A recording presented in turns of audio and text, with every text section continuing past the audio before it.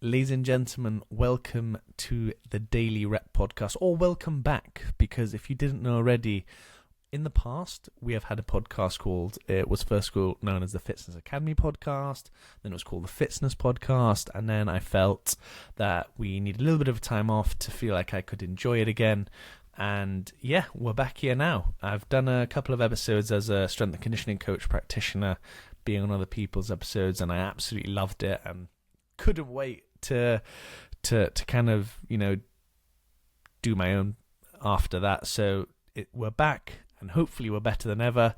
And for this first episode, we've got the brilliant Jonathan Hilling on. Now, Jonathan isn't just a brilliant sports nutritionist a performance nutritionist, who I've had the pleasure of working alongside in the past, but Jonathan is also not only a sub 70 or 71 minute half marathoner, he also holds a PB of 2:33:01 in the marathon, which, for context, as I mentioned in the intro to the episode, is almost 2 hours quicker than I do mine. So it was a brilliant conversation. We talked training, we talked a little bit around mindset, around some tips for me for my next race in Malaga.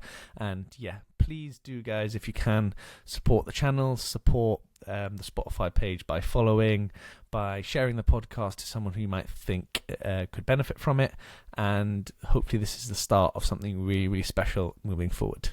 Enjoy. Is that really how I sound on a daily basis? Yeah. But yeah, anyway, guys, welcome back, or welcome, this is the first episode, nice one, Fitzy, to Daily Rep. So first man on, before I introduce him, is one of an individual who, hurting my own pride, finished the Chester Marathon recently 2 hours quicker than I did. So when Jonathan and his lovely other half were in the pub enjoying a pint, I was still pounding the pavements of Chester in the hole. But no, Jonathan, thank you so much for coming on, mate. Appreciate it. Yeah, mate, great to be here. And yeah, the pints didn't go amiss. I was quite happy sitting there and not out on that course anymore. Yeah, gosh, trust me, I was the same when I finished, and I was watching all these other poor people finish. I was like, gosh, glad that's done. But anyway, so apart from being an incredible runner, Jonathan is also a performance nutritionist as well. Worked a little bit with each other in the past, but mate, firstly, do you want to just tell us a little bit about your story? Because I know a little bit, but you gave me a little bit of an insight before into might not know a few things, so I'm quite excited to hear about everything. Yeah, go on. Sporting wise, I was a swimmer at a very young age. Did that up until I was about 16, 18 years old, and it went from a point of training, once a week in the round, and it got to the point where I was going before school, after school, 2 hours before, 2 hours after every day, S&C a few times a week, only one day without swimming, and my life was just in a pool, essentially. I'd be that guy sitting in school and people would just sniff me and be like, yeah, I smell of chlorine. I get that a lot. But I left that behind because it was just too time intensive. I reached quite a high standard. I was the national level swimmer, but I was never going to be someone who got to a Commonwealth or above. So it was a choice of stay in a sport that's very time intensive, or look and do something different. And then years later, I ended up doing something that's very time intensive that I'm never going to reach that top echelon. So I've sort of swapped one for the other, and now eventually ended up running. Nice. And for those of you who don't realise, actually, and I encourage you to look at Jonathan's Instagram, I'll put it in the description, of course. You started off at it's not kind of unfair to say it's quite an average or quite a standard time for someone who's run a marathon, and then all of a sudden, within a very impressive space of time, has cut that right down. What is it? What's your current best? 2:33:01. 2:33:01. Really annoyingly, that 01. If I'd have just kicked a bit harder, but yeah. But can you explain to me what your process is there? Because I think the person who I see is very similar to that and who inspires me a lot is Anya Culling as well. I think she started off at about a 4:35. I think her first one was, and she ended up I think running for England in, is it the Copenhagen Marathon? And she thinks she did like a 2:34, 2:34, something like that. And I'm like, it gives me that inspiration. I'm never going to run a 2:34, bloody hell. But I think like it gives me inspiration to like keep pushing, because I'm like, oh, like, where is that limit of where each person can get to? So what's that journey been like for you from the first one to your most recent one? Yeah, just to say on Anya, because we both belonged to the same club for a while, and Oh, right. she's as lovely in person as she is behind, like in front of the camera. Like what you see her personality-wise is exactly her, which is just really nice and genuine to see that she hasn't changed over the years. But for me though, I started out at that 3:43, my first marathon, Milton Keynes. I wasn't a runner up until that point. A year before that, I wasn't a runner. Got into it because I got injured, and a friend of mine was doing Milton Keynes, and he turned around and said, like, "Oh, I'm doing this. Do you want to give it a go?" I was like, "Haven't done a half, haven't done a 10k, haven't done a 5k." I thought, "Yeah, why not?" And then just jumped in with him. He finished. Max did really well. I hated it every second. Ran a first 21 kilometers of it, and then walked the rest basically, just cursing it, thinking, "I'm never doing this again, never doing it again." And then by the end, it's like, "When's the next one? When can I do it again?" But the training for that and the training for what I do now is just so different. Like at that point, it might have been twice a week, and then now it's very, very different. Well, I suppose like the best way I can describe it is, I've got a good friend Robbie whose girlfriend is housemates with my missus as well, and he like, I almost saw he did the Chester as well, and he did it as part of this kind of what was it? He did the 10 or 5:10 half and full marathon. It was this big kind of diamond medal thing that they did, and they did a series, didn't they? Yeah, they did something like that. Yeah, and it was quite interesting because when I finished the Wales Marathon the first time in a grand total of 5 hours, nice one. And then when I finished that one, I got asked, I was like, I'm not going to do my next one for a while. And 3 days later, I'd booked Chester to do it with my brother Matt, because he had seen it and was like, I want to do one now. So I was like, I got to do this one now. So then like, I asked Robbie, and Robbie was like, I'm never doing that ever again. So like, it's so 50-50 between the people who like actually get the bug, and then like people who like are just like, nah, I'm like one and done, which is still equally as impressive, still equally as impressive, to be fair. But like, how's your training differed then? Was it straight after the first one, or were you quite relaxed about your training after towards the second one? Even after the first one, it was still very relaxed. I didn't really have a structure, didn't do much. I didn't really take the learnings I had from a swimmer and apply it to running at all. It was very much just like, okay, can I go further? I luckily had finished that whole every run has to be flat out, hands on my knees at the end of it, but I didn't have an idea of what training targeted what system or what would be more beneficial for a different event. I was just going, I'm going to do another marathon. Can I go longer? Maybe that'll help. And then ended up doing a I'm going to get it wrong again, 3:11, I think it was, in Bournemouth as my next one. So I thought, okay, wow, I'm chipping away. And then even after that, I still hadn't changed. So I was still doing maybe like 3 or 4 days a week. Like, you can just go through my Strava. It's completely open. You can see back in then, it's like there wasn't any rhyme or rhythm to it. It was just run.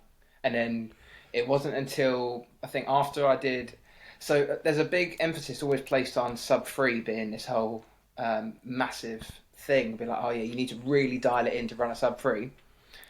I'm going to call it, no you don't. If you're just dedicated and you just have that consistency over time, you can run it. It might be that maybe it was different for me, but I know people who aren't that detailed, that historied with running, yet they can still get that time. But for some people, that is like a pinnacle for them, and they aim for it, and they maybe need to have a bit more structure, a bit more targeted sessions. But like, same for you. I know you're probably thinking now, being like, I'd love to do a sub 3.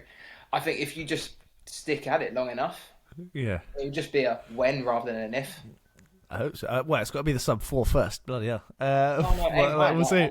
I've always thought I want to aim high. Like, at the end of my year is always, I don't want to do a minute faster. I want to try and go 5 minutes faster. Yeah, definitely.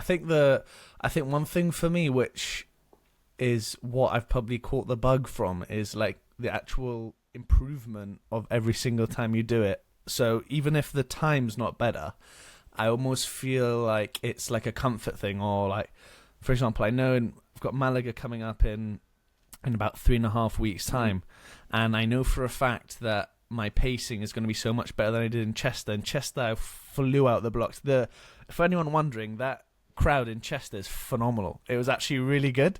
So like, I think I absolutely sent that shit, and genuine. I think I did a PR. I think I did a PB for my first half in the better than the other half that I had done about 3 years before that by about 3 minutes or something like that.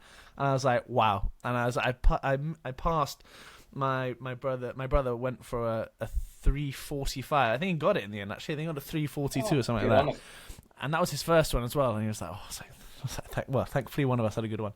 And then I passed my brother's wife and my missus, and then he said, oh yeah, you're about 4 minutes ahead of the 4-hour pacer. And I was like, I've screwed this up royally here. And then that second after that 30k mark, the wall hit me rather than me hitting it, I think.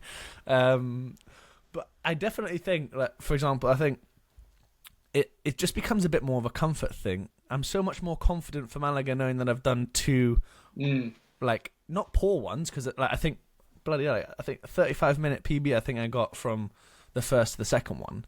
And I think if I was able to do that and, in my mind, royally mess that up, then I think, for Malaga, even if it is like a 3:15, then I'm like, right, cool, the next one I'm going to get maybe like a 4:05, or I think as I'm training, and I think I've looked at my board there, I think I've lost like something like 10 kilos since I did my first one. Like in terms of like, you looking like you've always been a unit, but now you look quite trim as well. Well, thank you. That's definitely going in one of the clips. But no, like I think it's so much of a more. I feel more comfortable every single time I do a prep for, right, cool, I'm going to do 8 weeks in that one, or I think next year the big one is London Marathon, which I know you've done. Oh yeah, are you in there as well? Yeah, I managed to get a charity place with Derby and Burton Hospitals, which the fundraiser's in the description, by the way. So it was just kind of an opportunity where I couldn't turn down. And then I think, as I'm going on, I'm finding these different, adventures. One of my good mates from back home, Callum, has just finished one of these Ultra X, 110Ks. And he's definitely giving me a bit of an itch to do that maybe late next year or something like that. But we'll have to see. There might be some other events coming up. I tried to do, this is the key word here, tried. It was my own one. I had it in my head, it's like, I want to do an ultra event in some way. What can I do? I'm from London. I wanted to run around the outside of London in one go by myself, self-supported. Planned the route, did everything. It's something that was called a LUL or loop. I can't remember what it exactly stands. It was London Outer Orbital Ring or Path, I believe. 240 kilometres. Wow. I did it for Alzheimer's. I raised £1,500 for it. I was so happy with that. I was really proud. But I got to 90k, and I'm from the north of the river, so people south of the river might not like me anymore, but I'm from the north of the river. I knew the path through there, and it was pristine, well kept, always going through, well signposted. South of the river, you were going through like Farmer Tim's fields, these overgrown lanes where there were brambles everywhere, and I got sent out of my the wrong way about 4 or 5 times by locals. That sort of male mindset of, I don't want to say I don't know. So they go, oh yeah, go down there, take a right, and then before I know it, I'm 2 miles off course. I'm like, oh, brilliant. So I had to go back. So I got 90k, and I was like, I've got to call it. My ankles are broken. I can't. I was walking at that point. I couldn't run. But I'd like to go back and finish it. So I don't blame you for wanting to maybe one day knock on that door. Yeah, definitely. I think the that's awesome, because I think Johnny Davis did something similar, right? He did the loop of the underground, wasn't it, or something like that, which is still absolute mental. But I think it's like I don't know. I think that's the only thing that's holding me back. I think is like the creativity of doing something, and I think for my fundraising, I'm going to try and do something unique. I don't know, like run a marathon in pads or something like that, just relating to the cricket or something like that. That'd be a good way, yeah. Do it in like full, you could potentially look at, is there a Guinness World Record for a marathon in full cricket gear? Probably, but it's probably quicker than my normal one. And the person who holds it, you might see the target time and be like, yeah. I think Hugo Fry has like 2 world records for doing it in like costumes or something like that. As the fastest Santa, I wasn't having a good London Marathon, and I remember him running past me coming into Canary Wharf. I was like, who is running? And then I was like, oh, it's Hugo. Of course it's Hugo. Well, I think I don't know what his actual name is. Is it the Burrito Monster? He tried to do it in a full chef outfit in Berlin, and then I don't know if anyone's seen how Berlin was. It was an absolute roasting, grave. Well, It was an like being in the absolute kitchen then. yeah. Yeah, I think I remember watching his stories because I think for those world record attempts, you have to. What I remember Hugo saying, you have to film yourself every kilometer and submit it to like a portal for Guinness World Records. And then Really? he I was didn't know saying, that. yeah, and then he was saying about how like he got like 10K in or something like that, and he said he was like, it was absolutely, he was sweating, like people were passing out on the side of the road, and it was like, yeah, but I'll have to get creative and do something like that. I think that would get a pretty good bit of backing from it. I'd And say, yeah, run with pads, run with a bat and ball, something like that. 100%, Don't yeah. hit the ball though, because they are weighty. oh gosh, yeah, I was gonna say, Imagine doing that. I was gonna Crowd say, I don't think I'm watching. skilled enough to do that all the way around for a full No. 42 clicks, but I think maybe just the pads and stuff might get a shout. But I think for one thing I wanted to ask you is, like, when you're planning your next run or your next your next race or your next season, like seasonal, like kind of what race you're gonna do when and where, is it a case of, do you have specific times you want to hit, or what is your ceiling for? You're like, right, cool. By this age, I want to hit. I want to get I want to get a 3:20. I want to get a 3:15. I want to get a 3:10 or whatever. Sorry, not 3:10. That's disrespectful. Sorry, Well, 2:20. Sorry, like a 2. What is it for you that keeps you going? Even if you hit your PB. Well, I can bring it back to something you said before about how you're going to Malaga and like your pace will be better because Yeah. of Chester and the previous ones.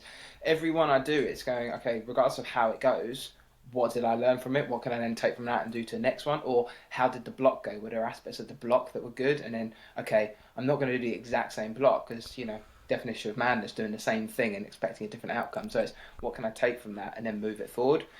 For example, I acknowledge, looking back on it, I felt that my prep for Chester, I knew it wasn't great because I prioritised life over the summer. I had weddings, it's that sort of season.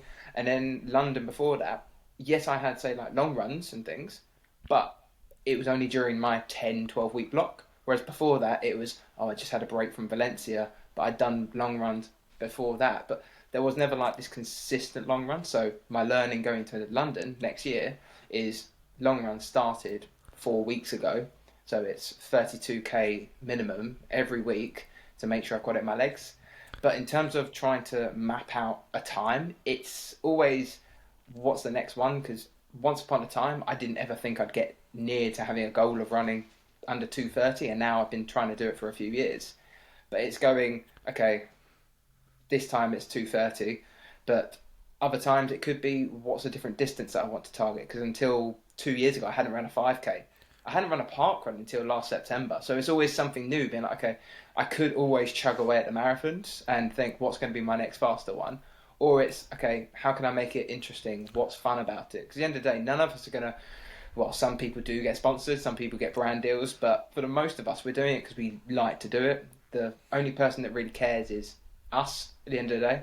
And I might finish Chester as I did, and I go, oh, I missed my target again. I had a good race, I came top 25, but missed my target again. But to other people, you go, oh, amazing time, great time. You're like, it wasn't what I wanted, but I acknowledge it is a good time. And Yeah. that's like gradually moving your base. So like for you, into Malaga, you might not have a gooder time, but it could be a quicker time than what was your base time 2 marathons ago. It's always just trying to gradually shift yourself forward, gradually improve is the approach I have. What can I learn? Can I get a bit better? Yeah, I think I've had a different tactic, I think, as well with this prep as I've had other preps as well, where I kind of realised that kind of a lot of people who maybe finished the race ahead of me in Chester, who maybe were a little bit older, maybe a little bit even bigger than me, and it's probably just that actual experience of running. Like I remember seeing on Strava the other day, I was doing like a bit of a dive into what I'd done the year before, and I think I'm just about to clock over 1,000 kilometers from, I think it was halfway through May when I started the prep for the Wales Marathon to now. And then I was like, the year to date before that, I had done maybe 15K. And I was, I had to sit there and, after Chester, I was definitely, deep down, I was probably happy. But then I was like, shit, I wanted 4 hours in Chester, My brother went 3:45 in his first one, you know, and it wasn't it wasn't anything apart from, oh cool, yeah, I got to do the next one now, you know. I was like, saw that 4 guy go past. As soon as that 4-hour pacer went past me, I was like, oh god, I'm gonna have to do another one of these now. But what do you think there is? Do you think there is a place where you'll be content and be able to move on to something else? Well, generally, this would be London Marathon next year. Will be my 7th attempt at trying to go under 2:30. I've become very good at being a mid to low 2:30 runner. I'd like to crack that. And Yeah, who knows, if I want to get under 2:30, whether I could be faster or not, I might go, I've had enough of this now. I just want to run them for fun. I know a guy who lives in the same area as me, a rival club. He ran Valencia, got his sub 2:30, it's a 2:29, and now he's gone, yeah, I'm not going for times anymore. I just want to run them for fun. yeah, He's still doing halves and 10Ks, quicker ones, but his marathon boots are like very much been put down. He's like, no. So maybe sub 2:30, if I get something like that, I'd be content with. Or more likely, I'd go, brilliant. What about sub 2:25? Or how yeah, close to 2:20 can I get? Which, yeah, again, me 7, 8 years ago could not have even dreamt of getting anywhere near that. So you just never know. yeah. And do you reckon your experience in sport, like outside of running, has actually helped your running, so to speak? Yeah, I think in terms of that, it has. Obviously, over time, me and my world as a practitioner, it's helped me in terms of knowing, okay, in that aspect of sport, I know what I need to do to improve. I can help others that I work with. But then other areas, like people like you, I might not be as good in my S&C department. So I'll lean on someone and be like, how would I be able to do this? But definitely, and over time, my knowledge of sport, back from swimming to now, has helped me. So in terms of like mapping my own season, I've never had a coach. So trying to figure out my own plan, it's going, okay, what things am I going to try and target now? So 5, 6 years ago, it's, oh, how do I think I'm going to improve as a runner? Now it's, as a runner, I have the experience of knowing what would work, but it's also having that sort of sports mindset of the educational academic side of going, well, I know in terms of trying to engage these systems, trying to get this desired physiological outcome, that's how I might have to go about it. So Yeah. it's trying to see, would that be applicable to me? Because you do get people who are non-responders. Yeah, I was gonna say, would you ever like consider having like a coach if you got to a point where you're like, well, I think maybe I've maxed. I don't know if there's a feeling that you can have if you feel like you've maxed out what you can train yourself. Because I feel when I did the first marathon, I was very much a case of I have no idea what I'm doing, so I used Runner, which I think is pretty. I think Runner gets a lot of hate, not for what they do, but like from a, oh cool, you got to pay for it. I was like, yeah, cool, but like a lot of other coaches out there are not just expensive, but I think that it's very much a goal of getting a certain time, and I think what Runners brought to the game is pretty good in the sense that for people who don't know what they're doing, it helps them out. And I think then when I got past a level where towards the end of the Chester block where I felt it was, I wasn't really gaining much from it, and I felt like I was kind of adjusting my own runs, it became a case of, right, cool, now for Malaga I've kind of coached myself, and then, it might be a case later on down the line that, I look for a private coach, because, being a strength and conditioning coach, I definitely have those, the basic foundation of energy system development and things like that. But there's certain things where I'm very happy just to be like, you know what, I don't know what that is, and I'm willing to crack on. Do you reckon you could then be coached if you want that certain threshold? Yeah, well, at one point, because I do believe there's going to be a point where you go, I don't think I can get any better, because you need someone to have that sort of different set of eyes on it and go, well, actually, you're doing too much here, or this is not enough. You're not doing enough of this specific work. So definitely, I think it will get to a point where I'll look out. But until then, I like the idea of doing it yourself, just trying to actually figure things out. Because I do it because I like doing it. It's not because I always want to get the time. Every day I go out for a run to help me. So it's like, how can I benefit myself by doing it myself? But I agree. In terms of like runner's brilliant for most people in terms of someone who doesn't have an awareness of running or what to do, or maybe they've never done any sports before and it's a good entry point for them. But it will get to a point, like for example, me or other people I know at my level or higher wouldn't consider using it or wouldn't consider using something like that because it's a AI generated coach, which is great to get you into it. But you do, like you said, reach a point where you go, I need to start tweaking things, make it a bit more unique. So yeah, probably at one point I will. And there was someone I reached out to a while ago, but it just didn't work because it's not only about having someone set it for you. You need to get along with them rapport wise, and there's that accountability aspect as well. Because sometimes it's not about them necessarily being the right coach for you in terms of getting the sessions out. It could be someone that you just get along really well with, you have rapport with, you respect them in terms of what they do, but what they're really there to do is make sure you're going to be consistent and be accountable to what will get you to your goal.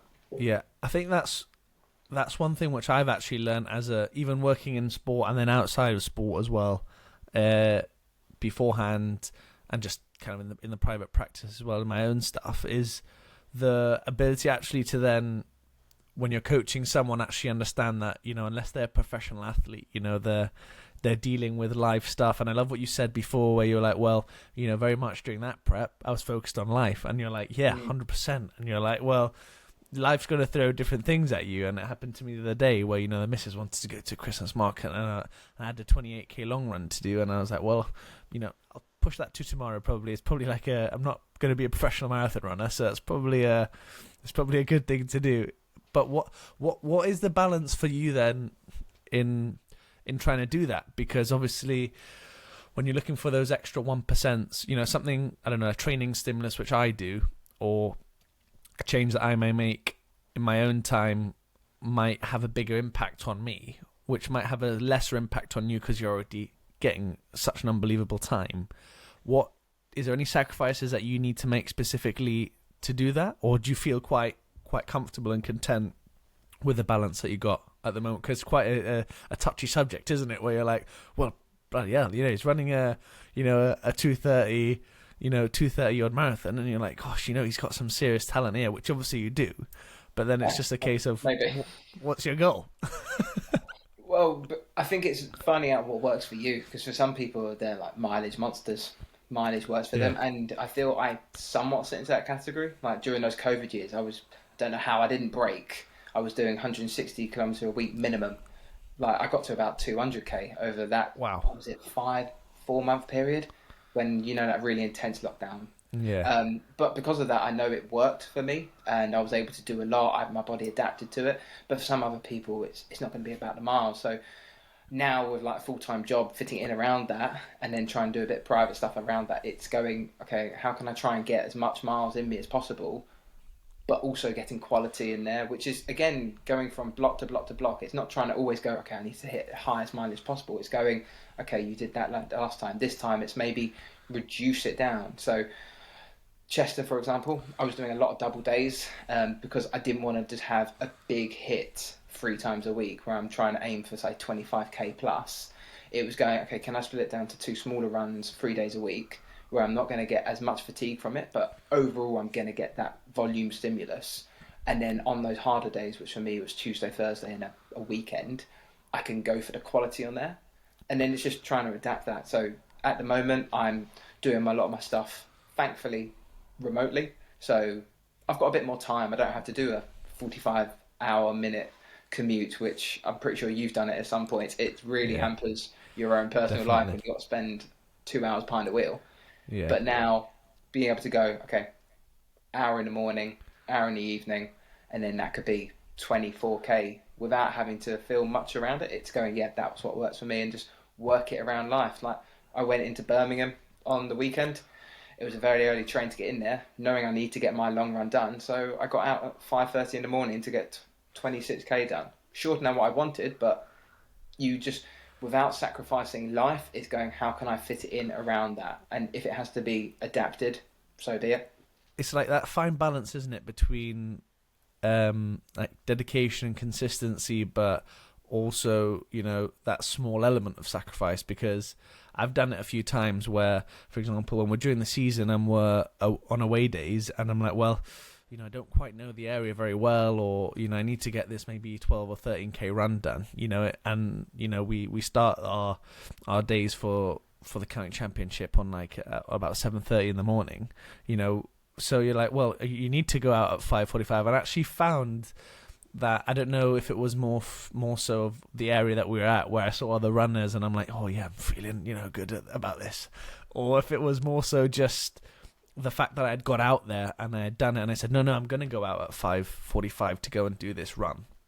I think is a double day for you something that's changed your or given you quite a few extra percentage increases, or is it more so just something that you did out of convenience, you reckon?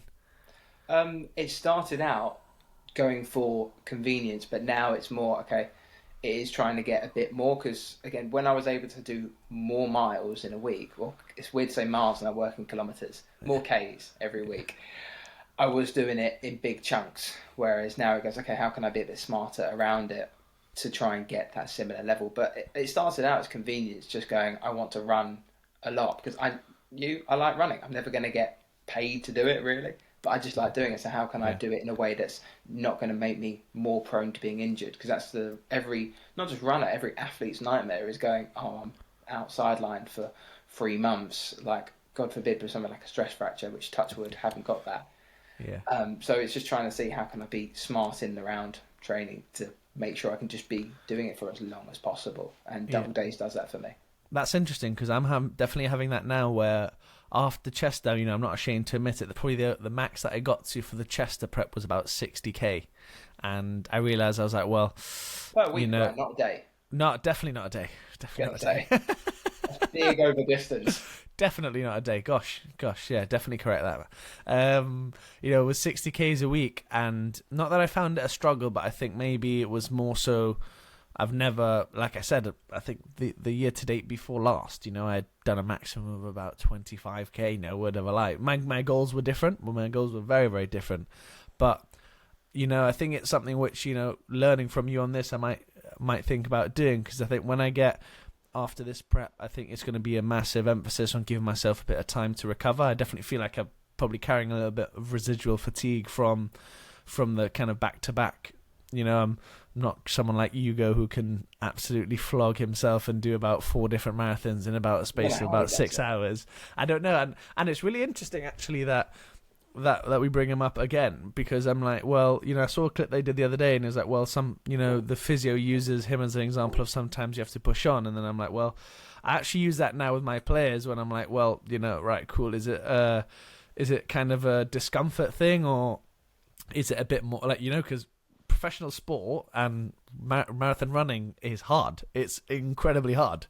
And that's one thing I have to give myself, like, I try and remind myself to give myself credit on. I'm just like, well, if it's not easy, and I'm like, I'm feeling like I was getting to a point where I was like, oh, surely this should start to feel easy, and I'm like, well, on that, like, I don't think it ever does. Like, people look at it and be like, oh, you're running this time now, it must be always be easy. It's like, no, quite recently, from like June onwards, it was some 10 days I could do 20k and it'd be fine. Other days I'd be getting to 5k in my run, I'd be like, my legs hurt, I want to go home, I don't want to do this. It doesn't ever get easier, you just learn to manage it better. And like we said with Hugo, like with anyone who's doing any sort of event, it's one of those things where it transfers into life. It's like, you can't expect it to always be easy. If you want something, it's going to be hard, and you're going to have to learn to live with the discomfort, live with, in terms of the marathon, the pain, to push through it to get what you want. Same in life, if you're trying to go through to a job and you want to get a promotion, it's not going to be easy to get there because you're trying to improve yourself to make yourself the best candidate. It's not going to be an easy path. No one's going to hand it to you. You've got to put in the hard work to get there. As in the marathon, you've got to go out, put one foot in front of the other. But where you're saying like, oh yeah, year on year, reflecting back, going, my distance last year was this, now this year is this.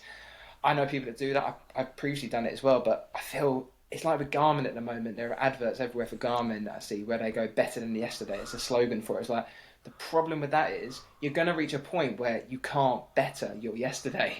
Yeah. So it's always trying to compare to what you did and be like, okay, I did that then. Can I be better than that now? It's like, well, sometimes it's going, that was my best then. What is my best now, and how can I tweak it? What's going to be the best approach for me now? Not always going, oh, I did 20k last year, it's my longest run. Now it's going to be 25k, because you follow that approach and always increasing it, always trying to be faster. At one point, time's going to catch up to you. You won't be able to go fast, or your body's going to break because you can't go any further. So you're going to have a different approach or a different goal to it. So that's where doing it for the love of it comes in. a goal's a massive a goal. I'm glad you brought up goals because I think with your background in swimming, I was like, would you ever consider like a 70.3 or like a T100 Oh, I'd love to. triathlon or something like that? Yeah, I've had an Ironman on my bucket list for a long time. I'd love to. I don't want to do the approach of gradually building up. I want to have the same approach I did to running. I want to go into it and go right straight to the Ironman. If it Yeah, goes wrong, it goes wrong. But I'm going to just be consistent in my approach to it. yeah. But my issue is I had a really bad head injury when I was 11, and Oh, it's right. messed my back up ever since. So Oh, right. swimming, yeah, I've returned to the pool. I'd like to return to the pool and actually compete on a master's level. Nice. Running, I'd like to say I'm decent at that. Yeah, all right. Cycling, I need to get my back sorted because I've tried anything over 60k, I'm just in bits. Is So it like the that's aero position that gets you, or is it more so just like the like constantly just yeah, it's holding that position, that sort of right? aero position for so long. It just does my back. And I've seen the physio before about it, but I think I need to go again, actually be consistent with it. Again, it all Yeah. comes down to consistency. Yeah, it does, doesn't it? I think. Well, this is what I was. That's the thing I was going to ask you is because, from it's quite bizarre, isn't it? Because something like a running, which is very load bearing and it's quite, heavy from a, if you look at the marathon or like a load bearing sport, especially at the intensities that you run it in. So I would love to see you like compete in that Ironman one day because I'm just like, well, you've been at. It's not like I don't think everyone can be a great cyclist, but I think the thing that always limits a lot of people, unless they've been swimmers in the past, is the swim. The Because technique, it's hard to build up the the technique. technique, the swimming in open water, which, when I was a lifeguard back, in Gibraltar, when I first swam in the sea, I was just like, holy crap, like this is actually really hard. When Yeah, just you're like, swimming against so many yeah, things. exactly. And then, you throw in the element of, you're adding a race in there, and if you're like me and you absolutely send it for anything else, you're going to end up having a pretty long day. But I Yeah. think that's the thing that would get me. I think, I've, like I said, not swam or ran to your level, but I think the bike would be that just the thing which wouldn't not necessarily the easiest bit, but I think the thing that would come naturally to me just being, the longer duration sports, which I think I'm getting into. I've never been the fastest. I'm quite a, I'm not trying to big myself up. I'm quite a large individual. So like I find that as I I as reckon I kind of people progress. probably see you run past them in marathons and go, "How is he doing that? Like you're a big guy." Well, I think this is what my mum gave me credit on because she kind of, she compared me to my brother, and I'm weighing about 106. I think I was about 108 when I ran Chester, and my brother's about 78 kilos. And then I was like, yeah, no, but it's my brother, and I want to beat him, and it's Yeah. just like, I think I think that's naturally though the path I want to go down is more so. I think from my dad, I get that really good like kind of endurance and ability to just push through like a high amount of discomfort rather than being the fastest or things like that. But I think comparison has been a big one for me when I first did it, and I'm like, oh gosh, I'm only running at 5:30s, or I'm running at 6 minute kilometers, and I see these guys, and my strides at like a 4:15, and I saw Anya's run the other day, and she did like 32k for like a 4:15, and I was like, Jesus Christ! I was like, This is what I love though. It's relative. It's all relative. Like someone's fast, it's their fast, and then yeah, your fast can change. Your fast can become faster. Like there was a point in time where when I started running, I couldn't run the 600 meters block around my parents' place, let alone trying to even think about 5k. But then over time, you gradually shift that more and more. And like you now, you're going, oh, my last biggest week was 60k week. But then I bet by the time you get to Malaga, it might be 70, it might be 80. And then yeah, your it's next good. one for London, 70, you're yeah, maybe thinking, I want to get over 100. It's just like that gradual shift around. And same thing, like if you can learn to suffer, you can learn to get quicker. yeah. I quite like that because I think most of the one thing which I was happy with, I'm not ashamed to admit it, is that first race that I did in Wales was a lot of learning about. I'd ran the first. I think I ended up running the first kind of 20. And if you've ever seen the course in the Wales Marathon, it's the same course that they do for the Ironman Wales. Oh yeah. Extremely hilly. If you've ever been to Tenby, it's like this. the next best thing to Gibraltar. It's like literally like this every single Well, it break. makes Chester Well, there look you go. flat. Yeah, it made Chester look incredibly flat. You know, well, I'm not ashamed to admit it. The first thing I did after finding what marathon I want to do next was like, what's the flattest marathon in the Yeah, UK? hills. I like hiking. I like doing trail runs, but if I'm running on the road, I want it to be flat. Yes, 100%. But yeah, I think that's the. Well, I've lost track now where I was going, but that's the beauty of doing like this. What for you then is the next kind of, apart from the 2:30 then, is what would make you content then in not just running but your kind of, you know, athletic space? Because that's why I wanted to have you on, because you can compare the practitioner side, you know, of Jonathan, and then you can compare the athlete side. You know, how much, you know, what's your contentment in both? You know, is it both, or is it more so one or the other? For me, work has always been work. Like when you come to the end of the day, it's like my running club. We had someone who's been there, and he had his 100th birthday last Tuesday. Wow. And he, if you've ever heard of the Derby 10 mile or the Yeah. Ramathon, he started that with someone else. Oh, really? So it was pretty cool to see him there, and it was the Tuesday before the event. So we were like, oh, it must be amazing to see like that event develop and change over the years. And he didn't say anything about his working life. He didn't say anything about it. It was just like the passion that he had. He was a sprinter, so we instantly didn't get along because I don't want to do a 400-meter rep. Like, well, rep, yeah, race, no. But it was like he wanted to talk about his running. He wanted to talk about his friends, his family. So for me, it's like I love being a practitioner. But if it was to think about what I want to do long term, it's more, okay, what do I enjoy doing for work to earn my living? But I want to take far more enjoyment in terms of like my sport, whether that's running, whether I get back into swimming and try and get to that master's level. But being content around it, it's just as long as I can still do it, as long as I'm happy doing it and I'm injury free and I can do it whenever I want to do it. Like I don't have to think, oh, I've got to do 2 days prep before I have to even consider doing a 5K. Then I'm happy. Yeah. Do you ever have days though where you're like, flip, I really don't want to go for this run? Every day. Or No, it's not every day. There's some serious days where you have to do all the trips, like you lay out all your kit beforehand the night before to make it that much easier to go out. I've got to the point where, like, I can prove it. I have to leave my toothbrush downstairs sometimes because I can't wake my missus up. So I make sure I come downstairs. The toothbrush is already here. So it's like all the obstacles are out of the way. So there's nothing stopping me. Nice. There are definitely days where I don't want to get out of the door, but they're probably the days where you enjoy it the most because you never regret a run unless you pick up an injury during a run, then you might do. But it's like if you can get to 5K and you're targeting 10K, you can do the rest of it, especially if you've done an out and back, so you have to run back.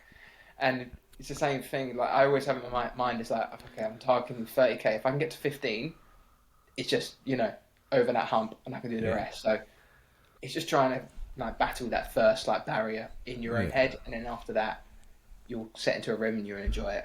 I think that's one thing I used, and again to bring up Anya, and I think she did I can't remember who she did a podcast with. I don't know if it was Ben Park actually, and it was one of their runner podcasts. It was more so like, right, just get out the door for 10 minutes, and then, you know, I think it was, she did a podcast with Elish, is it McGonigan, is it? I think. Yeah, and I think it was like, oh, if you get out the door for 10 minutes, and if you still feel like crap, you know, you can then let you jog back home.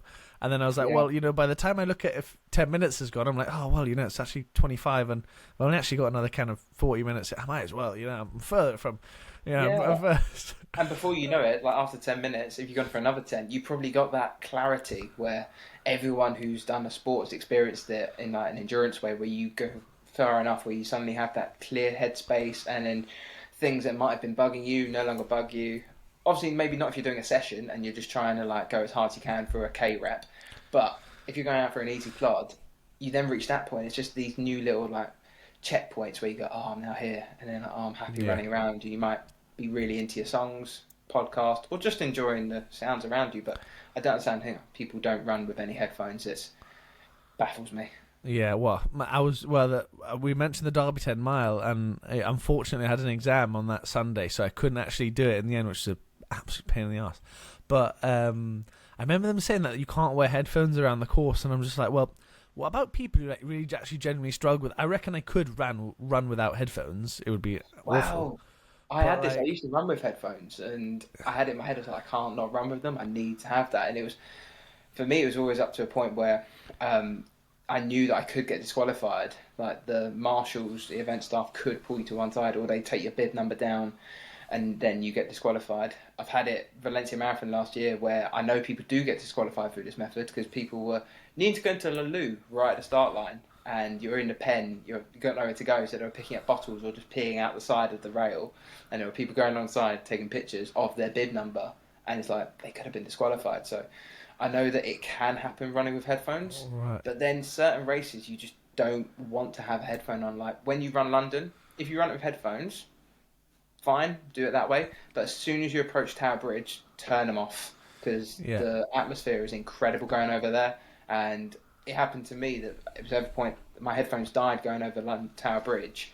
And one minute I can't remember what it was, some rock song playing in my ear. Next minute it wasn't silence, it was this deafening roar coming from the crowds. It was so emotional. And then every time now I do that race or any race, it's like no music. I just want to experience the atmosphere around, and you can have that just from a run as well. So Yeah. Well, I think this is the thing. That's one thing I told myself. I was like, I'm not going to run London with. I've seen all these the videos that I watch, about London, and when I watched it last year and things like that was, almost gets you a bit emotional. I don't know why. I don't know if it's just the whole difficulty of getting in, or I don't know what it is. But I'm definitely not using headphones for it. But they've got these kind of Echo type the bone headphones. conductors. Yeah, the bone conduction Yeah, I ones. use those. Yeah, aftershocks. Yeah, I tried one once, and oh my gosh, that was the most bizarre feeling I've ever had, taking them off afterwards. But Yeah, because you can really feel them on your cheekbones, but then you just don't notice that they're there when you're running.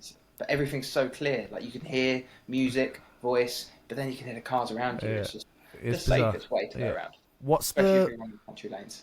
Do they help you and more of a general kind of question, I think, in when you are getting up to the high kilometers, and hopefully I'll get there one day, of the 100k weeks, not the 100k days, 100k weeks, and then the 100k 150 k weeks, what keeps you, and we just spoke about the days where you don't feel like it, what keeps you actually going when you're not in that kind of elite or sub-elite space, for a general runner?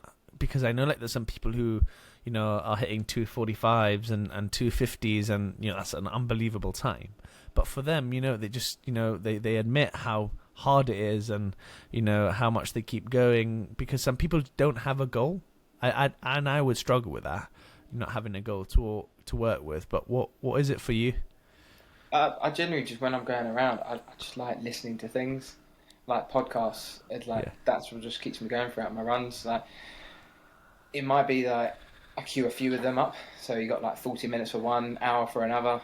I used to listen to Joe Rogan podcast a lot. That was what I was really listening to most of the time when I first, my mileage was going up. And it went to a point where I was going from one episode, which would be about an hour, Yeah, long, aren't they? minutes. Yeah.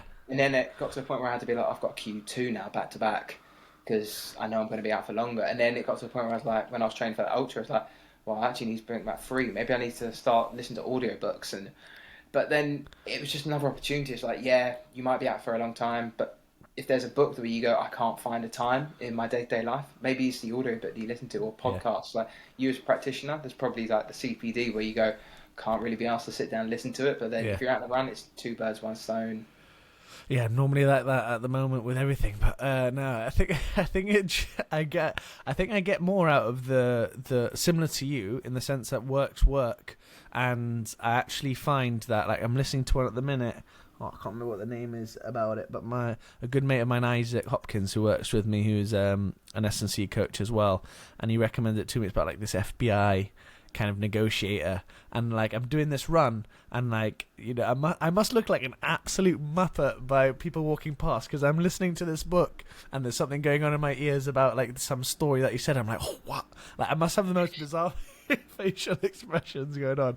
But I think audiobooks are one for I found, which is quite nice, because it's almost, with a podcast, I think you can almost see a trend, with them, and you're oh, well, I think I know what he's going to ask next, or whatever it might be. Whereas a book, I think you can almost switch off a little bit. And I think, especially for the easy runs, which I've been doing a bit more, or having a bit more focus on, is a thing that has kept me going, I think. But I don't know. I don't know. Unpredictability of what's coming. exactly. I get the But same thing that you're pulling faces about what you're listening to. For me, yeah, it's laughing. I'll be running yeah. along and then there'll be a lady walking her dog next to me. Something's just cracked on my ear and I'm pissing myself laughing. And she's like, "What's going on?" She's like, I'm this like, guy's an absolute lunatic. Yeah. Oh my gosh. That was. Oh God. I would love to see myself. Right. That would be funny. That would be really, really funny. yeah. What's I think something that is out of curiosity more than anything before we kind of wrap up because it's 48 minutes gone rapid, Oh, mate. yeah, So I wow. appreciate Good going. that. For you as I'm in a class, I'm not sure what the exact category is, but I don't know what do it you is. class as sub elite at this I level? don't know where that is. I don't think so. I think I need to be a bit like it depends on the distance. Like in some distances, my times might get me there. Like half, Yeah. I'm a 70 minutes, so I maybe creep in. But marathon, I don't think I'm there yet. Because So I think what Ben is running, well Ben Felton, sorry, does yeah, was he a two? Is he 216? 223 now. 223 did I think he Yeah. did in Chicago, didn't he? And I'm like, well, you know, it's mental about like how close you guys are because you guys done a 219 and you're like, well, Yeah.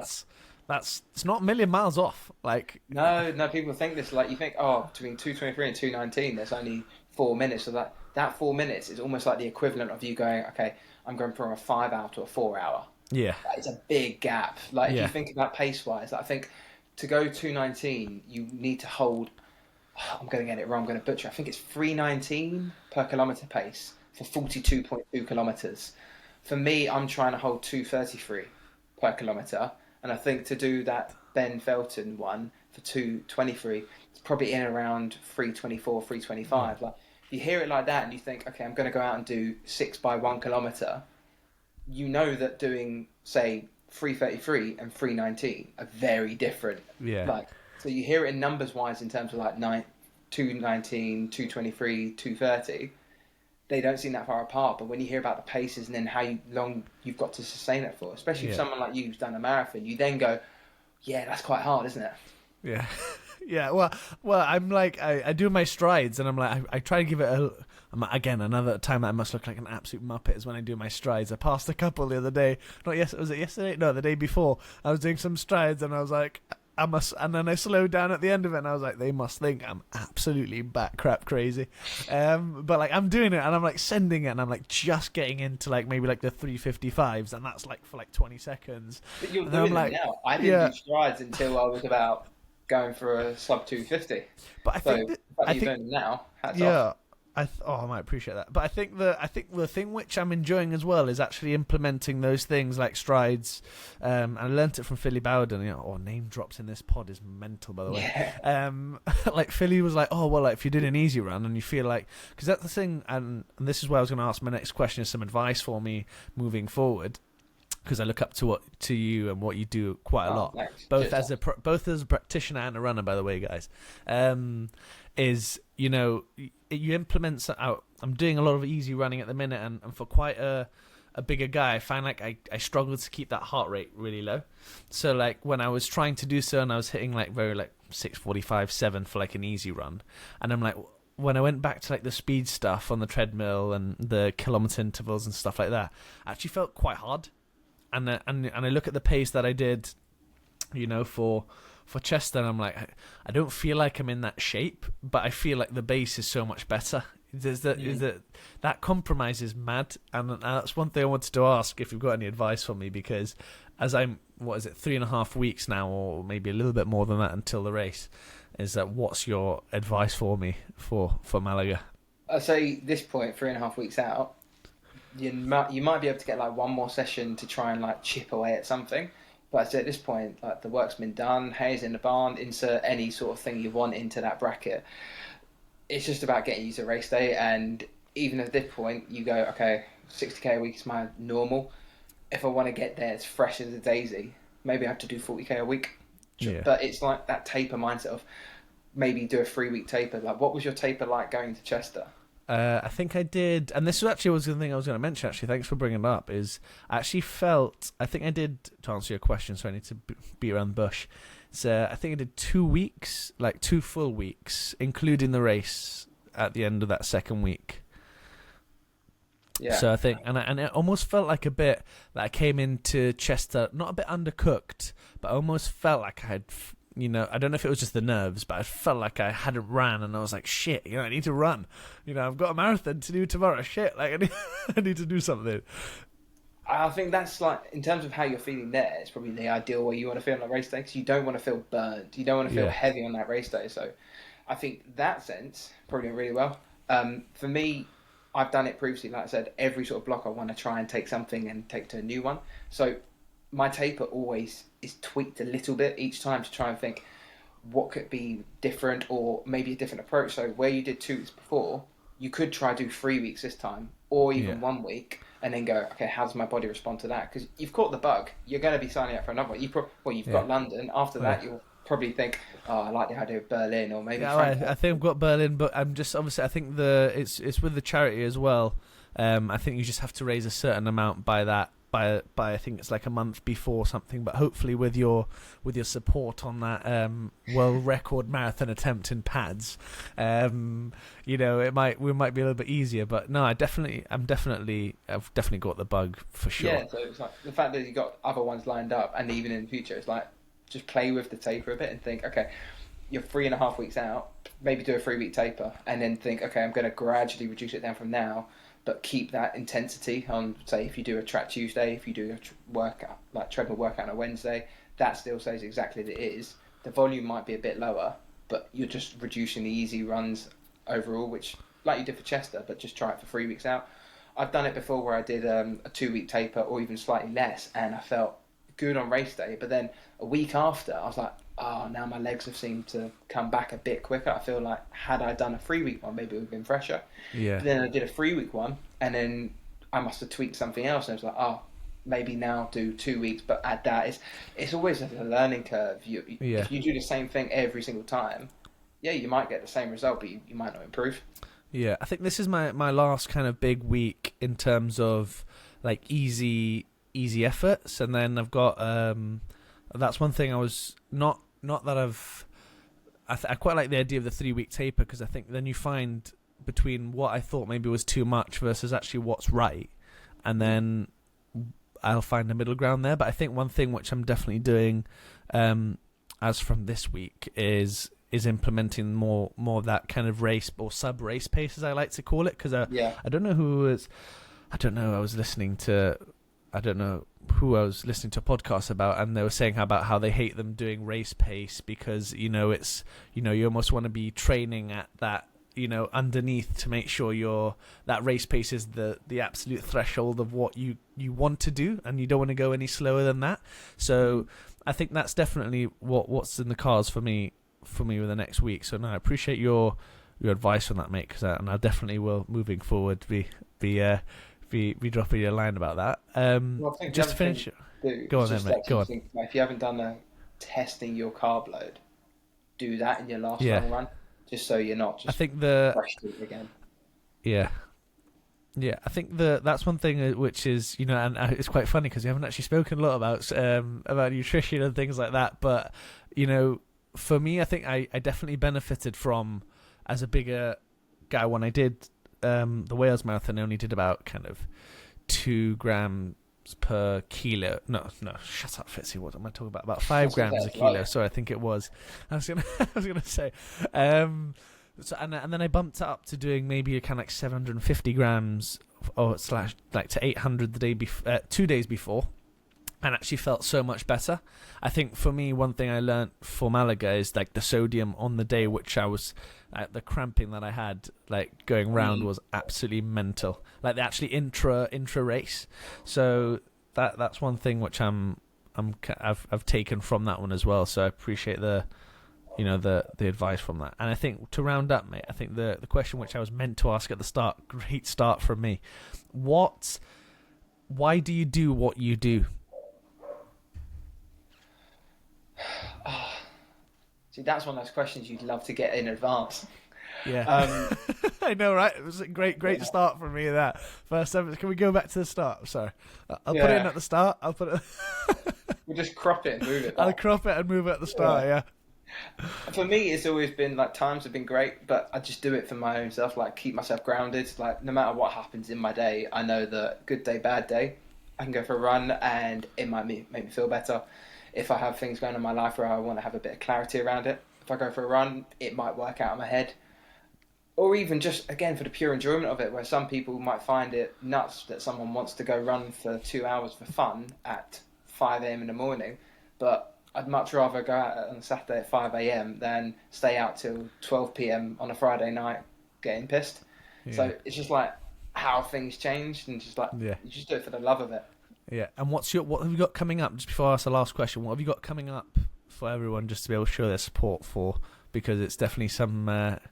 running around London is definitely nothing which should be gone unnoticed. So I've finally got the confirmation, because London Marathon changed their entry rules for the championship start. So before it was just like, if you run under the qualifying time, you're in. Now I did hear about this. Yeah, the amount of demand they had to go, okay, we can't just have all of you guys in, so it's got to be the top 600 men, top 600 women, and if you're not in that bracket time-wise, you're going to be bumped, and you might be offered a good for age, or you might not. Thankfully, I don't know how, but I snuck in that top 600 men. Good man. So I've got that in April. I've got a half in March, which I don't want to say the name of, because just in case someone listens, it's meant to be a bit of a surprise around that, so I'll keep that one to myself. No comment. I'll blow it out. Over the years, I've rarely done stuff in my clubs. I've done maybe like a handful of races, so I'm getting stuck into cross country. I've got a cross country race in 2 weeks, and then the Derbyshire County Champs, which James will know, other people won't. I'm not from Derbyshire. I'm from London. I moved up in 2024, so now I've lived here long enough where I can compete in the Derbyshire Champs. Oh, right. So I've got that early January to look forward to and experience the mud in the Midlands. Good man. I'll try and pop down, actually, because that's quite a bit more of a quiet time for us. So I'll see if I can pop down and show my support. Maybe got stuck in the mud as well. I don't know. I might still. I don't know until I maybe get that 3:30 in Berlin next year. Until I get that 3:30 in Berlin next year, then maybe I might change road surfaces. I might just stick on the same road surface for the moment. I don't blame you. There's a reason why I haven't done it till now. Yeah. But mate, the final question for you to finish off, as this podcast is called The Daily Rep, how will you continue your daily rep? Tomorrow, the next day, how will you do it? Just putting one foot in front of the other. Essentially, getting out, putting one foot in front of the other. And then if I'm going to do a daily rep, so my favourite daily rep, always going to be like a 10 by a K session. That would be my daily rep. If I could do day in, day out, 10 by a K. Actually enjoy that session quite a bit on the treadmill. This is the thing. I made myself look like a mug a couple of times with the laughing and stuff on the road. But mate, when I sprint on that treadmill, I must look like an absolute twat. But no, it's quite... in your head, you're like that Top Gun gliding round. But no, mate, it's been an absolute pleasure to have you on. I really appreciate it, and hopefully, fingers crossed, won't be the last time we have you on. And by the way, anyone who's going to London next year, just make sure that, at the finish line, when Jono crosses at 2:29 dead, and then I will cross at about an hour and a half later, just in case you're wondering about the timing, and just in case. So, but no, I appreciate you coming on, mate, and it's been absolutely fantastic. This hour's flown by, and I'll hope best of luck with everything, mate, and then hopefully we'll catch up soon. Yeah, good luck, man. I'll have to catch up with you after Malaga. Definitely will do. Vamos.